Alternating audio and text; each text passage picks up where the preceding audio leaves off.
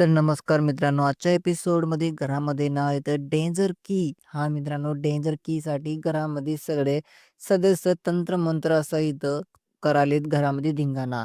घरामध्ये एक नवीन टास्क आले, ज्याच्यामध्ये आपल्याला असं वाटायले की इथं फ्रिजमध्ये आपले जे आयटम राहतात ना भाज्यांचे, यांचे इथं काय बिग बॉसनं बॅनर यांचे फोटोज काही काढलेत आणि मित्रांनो सगळे कंटेस्टंटला नाही काय ते एक बारी-बारीनं जमवायचं आहे, लाईन इकट्ठी करायची आहे आणि सहज मित्रांनो या टास्कमध्ये असं दिसतंय इथं जे घरामध्ये तन्वी आहे ना, तन्वीमध्ये आणि राकेशमध्ये खतरनाक इथं बाचाबाची नजर आली.